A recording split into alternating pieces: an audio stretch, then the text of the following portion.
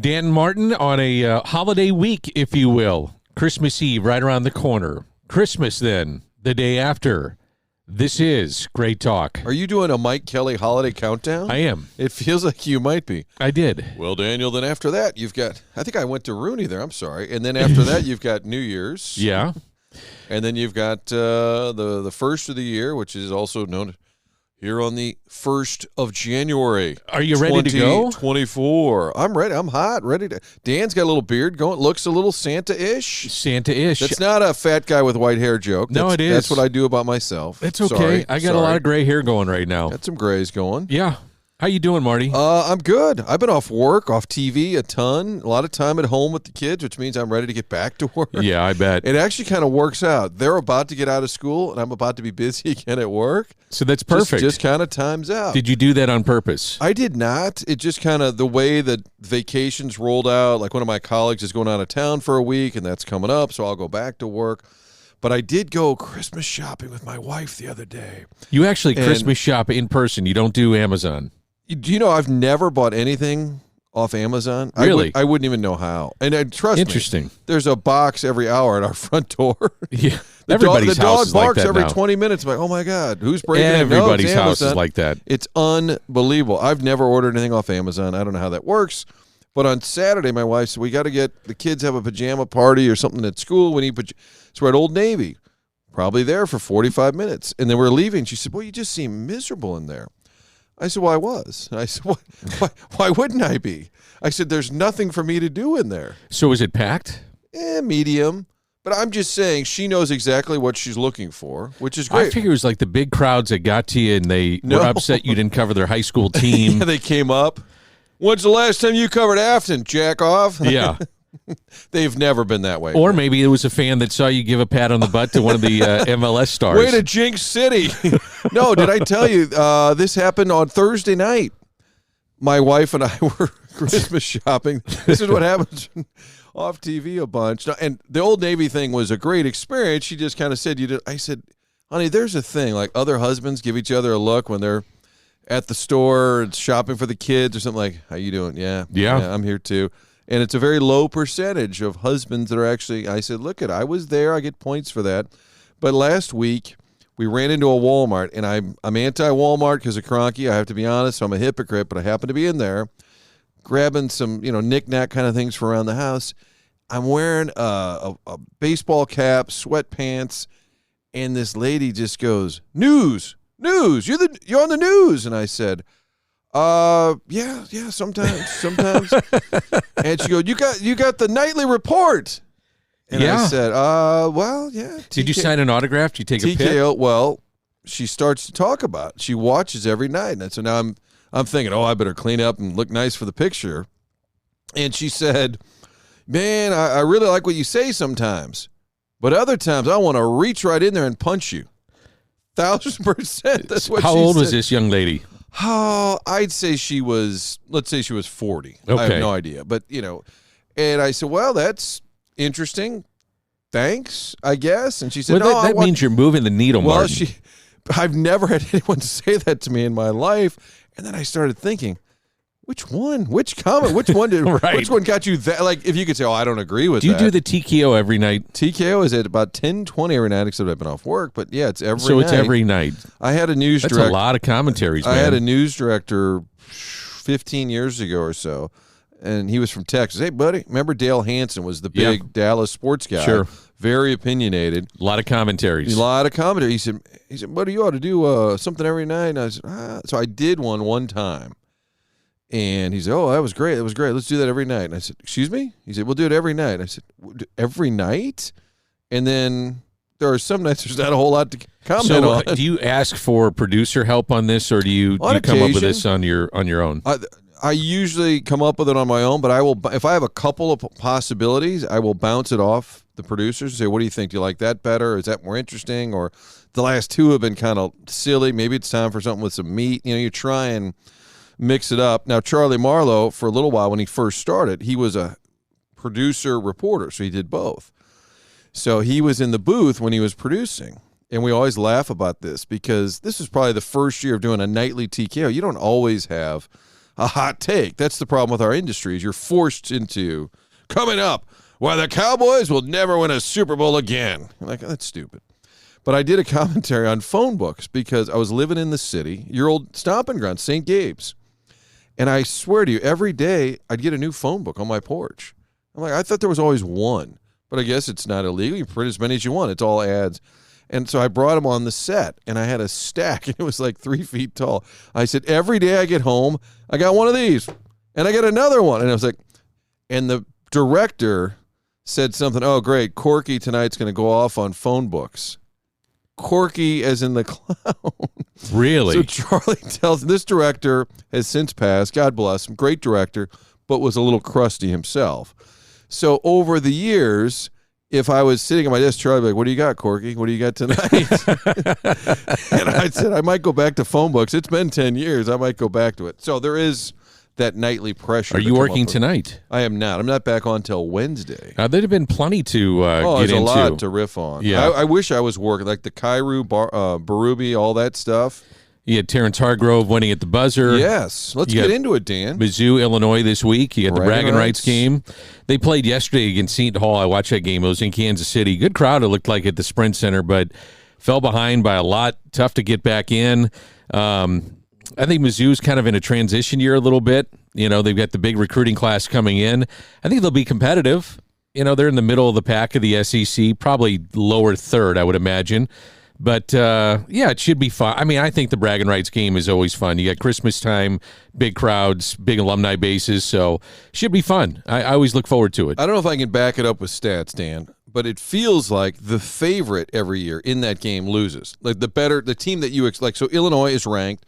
They will be the favorite on Friday. I wouldn't rule out Mizzou winning that game.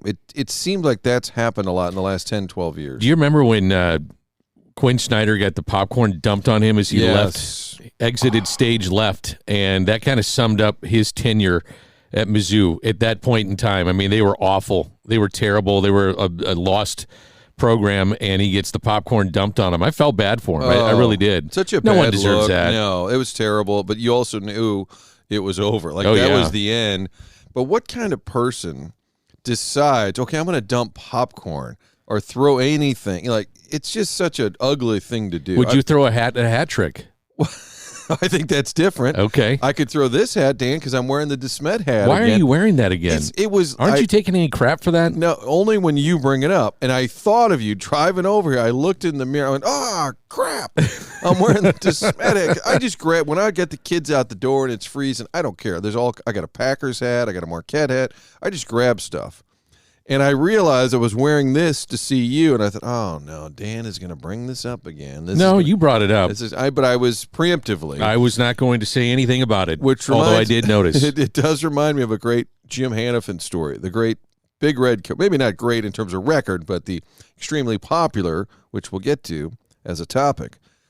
And he tells the story, and maybe we've even said it on here. I just think it's so funny when they went 5-11. And at the end of the season, he had the cigarette, and he pointed at the media. Listen here, you buggers. This team ain't going 5-11 next year. You hear me? Boy, write it down.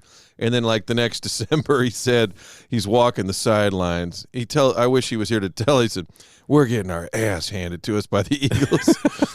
And he looked up at the scoreboard at Busch Stadium, and he said, shit, we're going 5-11. He realized that was coming back to haunt him. And he said, and you jerks played that clip over and over again. So preemptively, I'm like, crap, I got the hat on. Anyway, Dan, I'm wearing my DeSmet hat. That's why you don't talk yourself into a corner. You never talk in absolutes. Right. Never say. That's why Doug Armstrong, hey, if we're lucky, we'll finish third. That's right. That's right. And then you can fire your coach and say, well, hey, we could always finish third. I did ask Doug Armstrong last week, then what was the expectation? Because if you basically say we're a fringe playoff team, then you fire the coach, and they're kind of a fringe playoff team. You say, well, isn't this exactly what you thought you were? And Armstrong said, I don't even think we're as good as our record. He said, I think some of the games we've won, we shouldn't have won. In other words, we're lucky to be close to 500. So what happens? You fire a coach, you immediately get the bump. Even Mike Schilt had a bump. Remember, he took over, and the things turned around. You always get a coach's bump. There's always. And in hockey, 9 times out of 10. in hockey especially, and maybe the room just feels a little more on edge or urgency or maybe relief. They didn't like the guy who got fired. Who knows? It always happens. And so, of course, the Blues win the first game with the new guy, and then they win in overtime against a good Dallas team. So we'll see how long the Bannister Bump. Drew Bannister is the new coach. Yeah. I could do hours on Drew Bannister and his coaching style, but we won't. We won't do that today. They are playing better. For sure. And it's amazing how that – we'll see if it lasts. That's the interesting thing. It's the thing is, though, the Blues, in my opinion, watching them this year, have such a slim margin of error. And so when you have that in sports, your best players better be really good. And that means Kyrou better be really good. Robert Thomas, who's been a point-per-game guy, better be good. And your goaltender's got to be outstanding. And if those three guys do what they do, then I think they got a chance to win some games. But it was the whole Kyrou thing was just fascinating to me. Was it taken out of context? You know, his emotions and crying, the fact he drops an F-bomb on live TV. I mean, that was like a whirlwind 48 hours for a coaching. And really, the coach's firing took a back seat to the player that made a couple of statements, and that was it. That normally it's the coach, a beloved. I mean, who would have thought in St. Louis you would have a beloved coach that brings you a Stanley Cup is on the back burner a day or two after he's let go because of one little comment by a player that may or may not have been taken out of context. And for our out-of-town listeners and a lot of folks that follow Dan and are big Cardinal fans, I think follow us around, like, that listen to this segment that might live in Michigan or Arkansas or wherever, and we'd love to hear from folks. How far away are you listening to these segments would be great. But Jordan Kyrou, the Blues young forward, on game day Thursday, coach was fired Tuesday night. No secret, Berube and Kyrou didn't really see eye to eye. Chief is old school, is basically telling the young kid, get your bleep together, okay? I don't know why I cleaned it up this time, Dan. But, whatever. But Kyrou was asked Thursday, Jeremy Rutherford, long time at the Post-Dispatch, now at The Athletic, he was asked about Berube. Highly respected, too. Highly respected. Knows the Blues inside and out. Can ruffle feathers. He wrote all the stuff about Tarasenko being mad at the Blues medical staff. And I know the Blues weren't happy, but it wasn't his fault that that's what Tarasenko and his camp wanted to talk about. So his quote Thursday morning, he asked Kyrou about Berube, and he said, no comment. He's not my coach anymore. Now, I don't know if he said, JR, I don't know. I got nothing to comment on. But that comment went nuts online. I was on KTRS Thursday night, and Brendan Weesey, the sports director at 550, he said, I'll bet you he gets booed tonight. And I said, who, Kyrou? I said, because of a tweet? People, I said, they don't know that. And he said, I don't know. Because that stuff gets talked about and thrown. I had no clue it would turn into that. I didn't think it would turn into that either. I'm with you. I didn't think it would explode like it did. I mean, the fans, they were like mad. And the Blues fans, and I misread the room there, that they pay attention to all that stuff. To JR's credit, they follow his reporting. And they booed that kid all night long. And then he cries in the postgame when he's getting peppered about, what's the thing? And he said, I'm sorry. I'm sure either Braden Shen, the captain, or Doug Armstrong, the president, probably talked to him that day. Say, listen, just if you get asked about it again, just say, hey, I appreciate everything he did for me.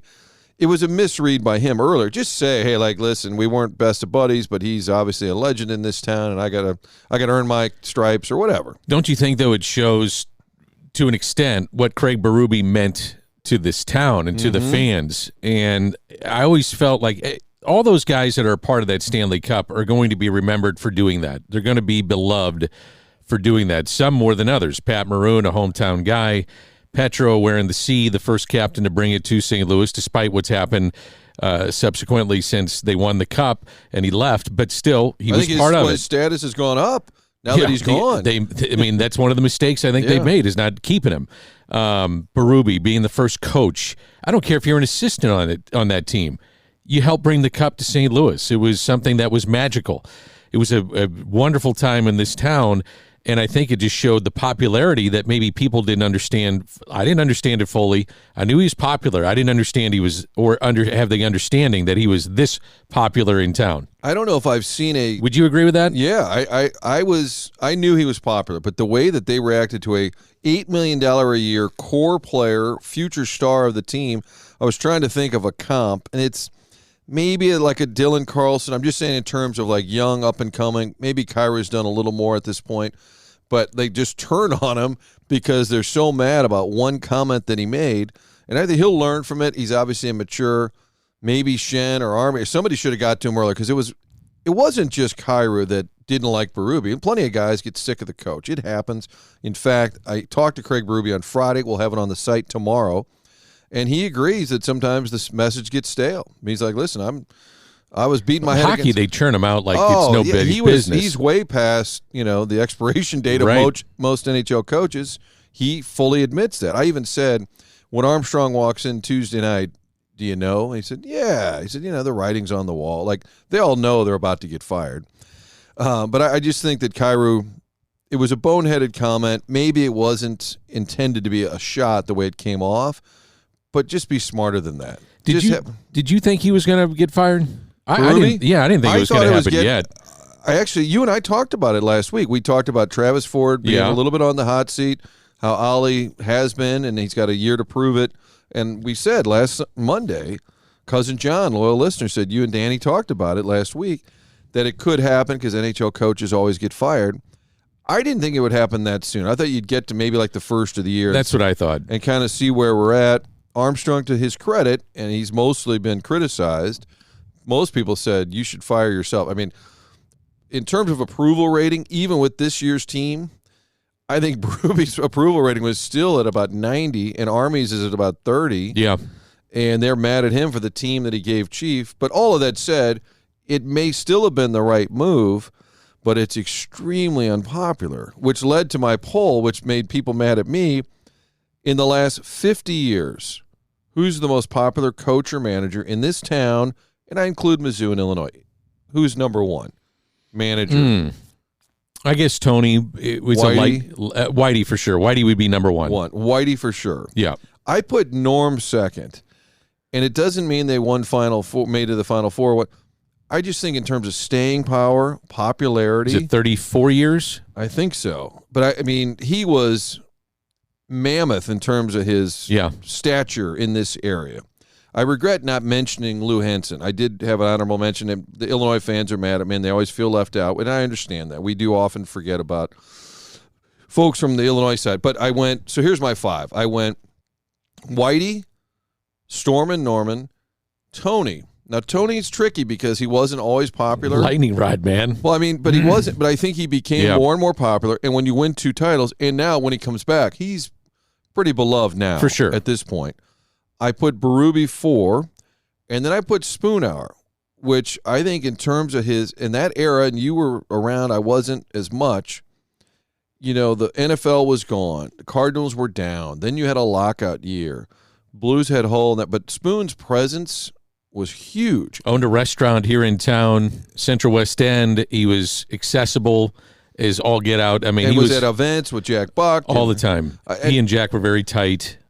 What about Vermeil? Okay, so Vermeil is on my honorable mention. So I put Gary Pinkel, Quenneville, Hitchcock, Vermeil, Hanifin on my honorable mention. Again, this is popularity. This is not all about championships, although that leads to more popularity. Vermeil, who I'm extremely close with, wasn't popular for 2 years, wins the Super Bowl, then leaves, still comes back, and is extremely beloved. But I just don't think he fit in that window. It was so quick. Well, if he stayed. Correct. That's right. If he stays and wins again, or even just stays and rides it out a couple of good seasons, which they would have had. Right. They were good after he left. I'm with you. I think then that changes the top 5. And people that were mad about it, I said, listen, this is my list. Create your own. Sure. I just think in terms of like Spoon, they went to a couple tournaments, which is great. It doesn't compare at all to Berube winning a cup, but in terms of like staying power, popularity, that's what about Majerus? Did you have him on an honorable mention? I did not, and a couple people said, "What about Majerus?" And this is my theory on him: is he was about to become popular right when he got sick. The team was bad. He wasn't media friendly at first. I got along great with him. He loved me because of Marquette, and we would sit and talk. But that team goes to the tournament in 2012. And right after that, he got sick, never came back. Had he been the coach in 13-14 on that run they went on, I think he was about to own the town. And I said it with the day he died, I said the sad thing to me is he was about to loosen up a bit because he was pretty intense and ticked off a lot of folks around the program. but he was about to be huge. Maybe bigger than Spoon because they were about to be really good, I think, for a while. It's interesting. Slew, if you have a good team and you have good years, you can really own the winter months, at least a couple of them. I mean, if the Blues are good, that's one thing. That's a pro team. It's been around forever. They're such a loyal fan base. But, man, you could make a mark. You can make an impact. And unfortunately, I think Slew's kind of been on the outside looking in here the last, 5 years? Yeah. I mean, the 2020 year would have been a really good season for them. And then the COVID year hit. They were primed to be very, very good. They should have been a tournament team, and it just obviously things went awry with everything in our world. But I think, though, you have a chance to make an impact. It's just they just can't crack it, man. It just hasn't been there. Right. And they're not going to do it this year either. I mean, that's a team that's down. No, they're going to NC State, which is probably a loss this week, despite the great comeback on Saturday. Some folks mentioned Martz, and he was, for a while, extremely popular. But when the product fell off, a lot of the criticism, whether it was right or wrong, went towards him about personnel and how basically the greatest show on turf started to deteriorate. So he gets knocked a little bit for that. Some folks said Brian Sutter, who was an extremely popular player and then became the coach. A couple folks said, what about Mike Schilt? Had he been here longer, had a longer run, I think he had a chance. But the further he's away, the more people like him, don't they? Oh, yeah. And that's a part of this list. I mean, Vermeil, 2 years in, we all wanted him out of here. Yeah. Now he's a legend. Russa was hated by some, and now he gets standing O's. He's got 2 World Series titles. And so I think you could argue, I would argue with myself, maybe Vermeil goes 5 over Spoon. But the whole point was like approval rating and popularity. I'm trying to run through some of these. Somebody said Red, but this is the last 50 years. Red was coaching, but he wasn't the manager of the Cardinals in the 70s, 80s, 90s. What about Brian Sutter? Sutter was mentioned by some. And did you already mention him? I just said he was one. I didn't put him on my list, but people thought he should have been in that group. I mean, Jacques Demers was really popular for a short window. Quenneville, I think, would be for sure near the 5. I was just going to bring up his name. If he gets cleared by the commissioner or the NHL from what's going on, and I don't know the inner workings of what's all happened or what's been reported, if it's all true with the stuff in Chicago, it's nasty stuff. But man, was he part of the cover-up, or what did he know? When did he know it? Or did he just not know? I don't know. Could you imagine, though, if he comes back? I mean, people would be going bring nuts. him here? Yeah. It's interesting because Doug Armstrong made it very clear that Drew Bannister is the interim. Now, the guy can prove him wrong. I mean, I don't know if the Cardinals planned on Mike Schilt keeping that job. Maybe. They didn't plan on Berube keeping it. He won that job, of course. But they're looking for the best candidate. Quenneville's out there. Yeah. That would be – I would do this. If the team is not a playoff team and fans are restless – you might have to do something to appease the fan base. I mean, you've lost, even including Panger in that list. I mean, you've lost Berube, who's hugely popular, broadcaster in Pang, and then over the years, Perron, Petro, Maroon, guys who were really popular. You might need to move the needle somewhere else. And Quenneville's a guy, though, from just the nuts and bolts of it, that has taken over teams like this and developed it and saw it through the rough patches and then got you back to playoffs and respectability and then winning, so if he's cleared, I don't know if you want to touch that, but I think that they would. I would. Would Doug Armstrong, and this is kind of the Mozeliak comp, would he want a guy that he's not higher than in the totem pole who would come in and almost immediately have more juice, maybe in the building, but maybe around town? That's the tricky thing if you go outside. But that's what makes you a great leader. Yeah, for sure. You put people in positions and you don't worry about if this guy's more popular than me. Right. You can't worry about that. Just give me the best people that are going to win. A great example would be Ali Marmol with the addition of Yadier Molina. If this guy's going to help us win, we put him on a role, pseudo coaching role where he's helping the catchers. He's there at spring training. He can help game plan.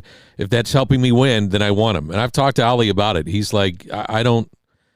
And I believe him. He's like, I don't look at this as a threat at all. I look at this as if this helps us win, I want him here. And fans may not realize this, whether you think he should be or shouldn't be.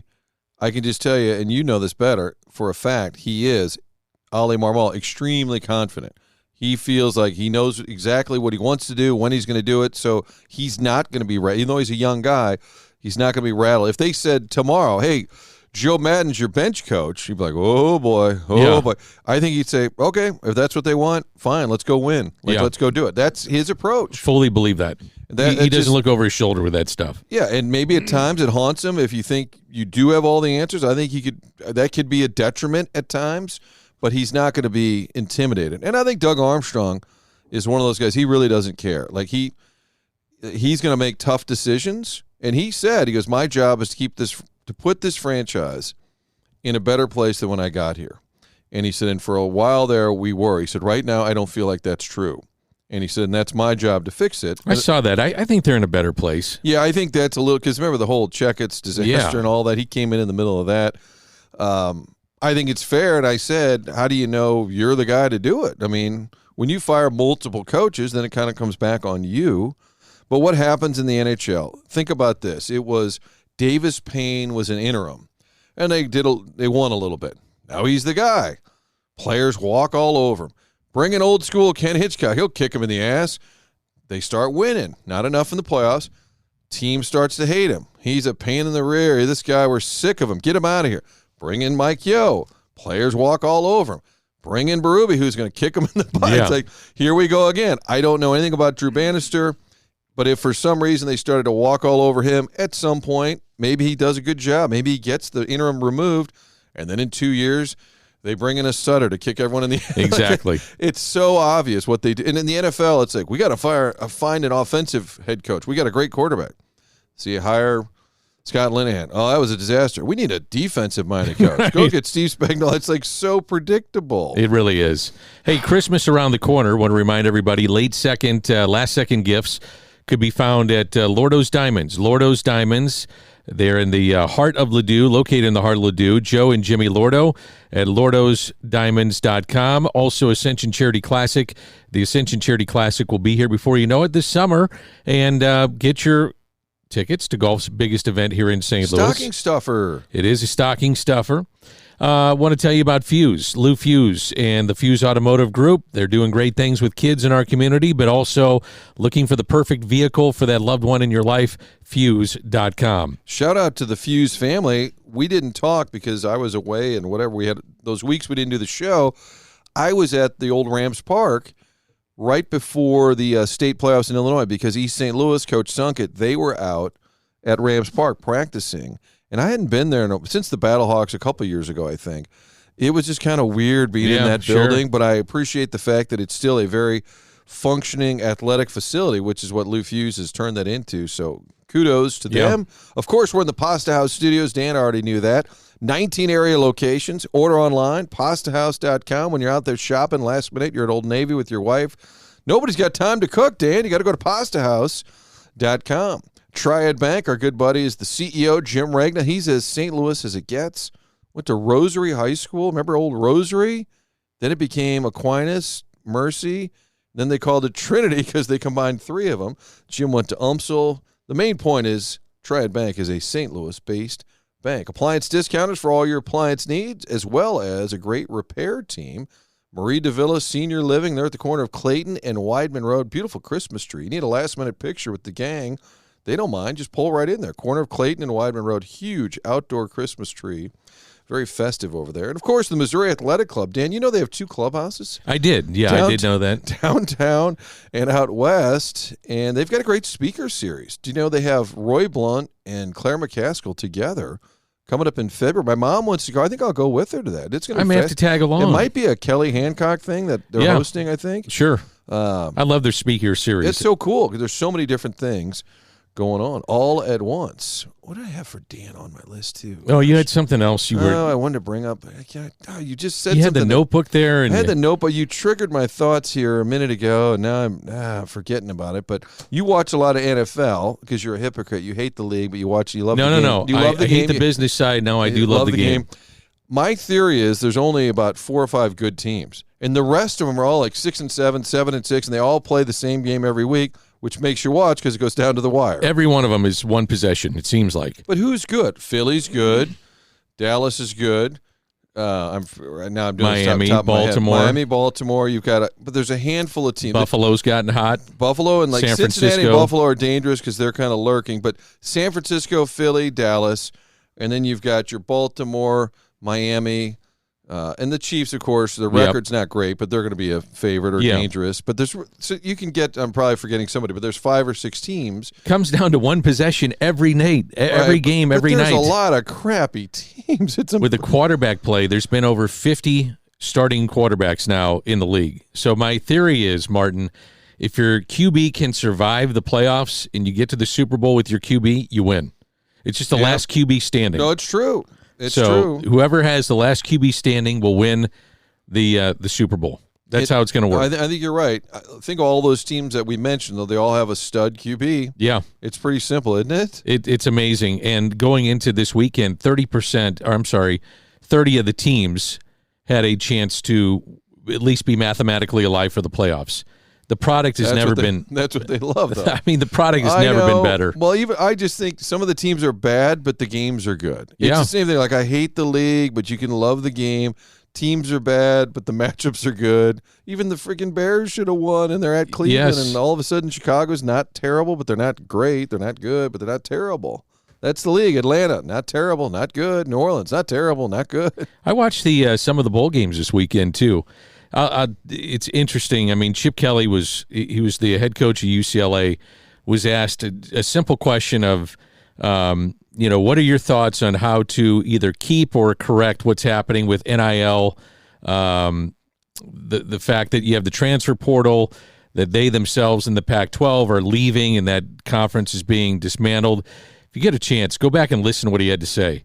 And it is so well thought out, and he's funny, and he's like, I haven't thought about it at all. And then he goes off on this. Spiel. Yeah, and it just made so much sense to put basically everybody in football is an independent. You're all Notre Dame, and basketball stays basketball. Your women's sports stay in the Pac-12. You know what I mean? You're a Big Ten school, whatever. But there's ways to do this to where you keep the rivalries going that you've had for so many years, and that's going to be unfortunate with some of the things coming. The Pac-12 being disintegrated is a travesty, and for golf and track and baseball and all that stuff. Exactly. It is a joke. It doesn't make any sense. Dan, this has really been a lot of fun. I feel like I talk too much. No, you don't. I just kind of tee you up and let you go. Is that an IHOP cup? Yeah. Were you at IHOP? Recently I was. The International House of Pancakes. It's really good, too. Pancakes are really good. I love pancakes. Dennis Miller used to do a whole bit about the International House of Pancakes. And then he would do a whole thing about how they would bring out the syrups. Remember the different... Yeah.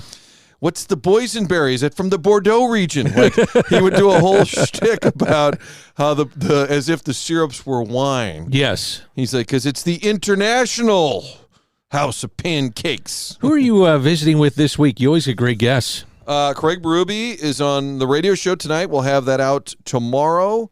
What else is going on this week? I talked to Keith Kachuk this week. We had Panger last week, which was very timely. That's still up on the site with Darren Pang. It was the day after Berube was fired, and they're really good buddies. And he said, maybe Chief will do a little TV at TNT. And I said, whoa, are you dropping? He goes, I go, well, you might know. I did ask Chief about that, but he said he wants to wait.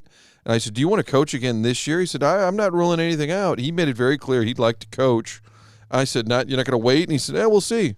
Yeah. If there's a good job that opens, I guess, in the next couple months, maybe. How much longer did he have on his deal? Year and a half. They still owe him about $5 million. Wow. And there's a thing, and this is in the interview too. I said this to him at one point. People look at him, and he is a hard ass, and he can be intimidating. But from a media standpoint, very easy to deal with. I've never had any problems with him. Easy access. Now, sometimes he's real short when the game's bad, and he doesn't want to talk about it. But he'll text you right back. He'll call you back. Hey, not a problem at all. Very easy to deal with. He'll be fine. And maybe the legend grows. Leave before it gets really sour, and the product gets really bad and they want you to leave. Yeah. You know what I mean? When you leave. Absolutely. You're still wanted. I think, I said online, his approval rating feels like 95%, and people are like, higher. Now, some people said message is stale. He didn't adapt to the players he had. He's forcing his style on them. And you talk to people, it's not just Kyrou. I think some other guys were ready for him to, and the message must have gotten stale. And that was Russa's thing. Remember, every year he said he would meet with the team and see if it still made sense. for him to stay, and that was the famous. I never believed him. Yeah, I know it sounded like bullshit. I know he did. It sounded like bullshit, but remember, the story goes he was gonna have like not a secret ballot, but like they'd pass note around the room, you could vote or something. And Scott Rowland said, "I don't need a ballot. I don't think you should be here." I'm like, "Holy crap, hola!" And that was the beginning of the end. Yeah, that was it.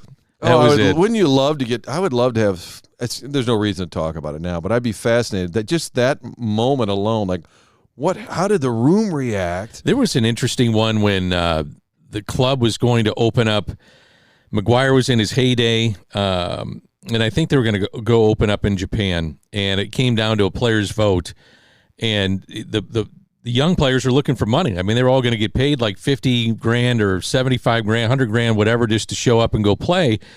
And Big Mac is making $25 million a year or whatever, and he's like, I don't want to go do that. And some of the young guys stood up, and they got set down real fast. Rick Croushore may have been Rick Croushore, if I remember correctly. Yes. Yes. Oh, my gosh. Where's a guy like that? Now, that's a name. Wow. Yeah, go find him. As soon as you started telling that story, I was like, Rick Crouch. I don't know why I remember that. It was him. Yeah. And Big Mac said, we're not going to Japan. The young guys are, I kind of want to go. They want to get paid. I've never seen the world. Yeah. And Max said, we're not going, okay? That was it. End of story. That was it. That's how it works in those rooms. Veterans run the show. I was thinking this time next week, you're opening presents. Santa will come to the Kilcoyne household, so Monday is out. So yeah, we might have to do a great post-Christmas great talk. Okay. Only if the listeners demand it, Dan. We're so insecure. We're always begging for feedback. We're like the people that start a channel. Please subscribe. Please subscribe. Right. I'll send you a free scarf. Please subscribe. We're not begging for listeners. But we'll get together We next appreciate week. all the great people out there. Where are you listening from? Are you tuning in Alaska at this point? Dan's wearing the gray piping on the sides, red sleeves. Yeah, you're doing your best, John Rooney. I like when John paints a picture of the uniform. Does a great job with it. I never knew what piping meant until he started telling me. Yeah. I love when he does that. Dan, Merry Christmas to you and the entire gang. All right, buddy. Merry Christmas to you, and this has been A Great Talk.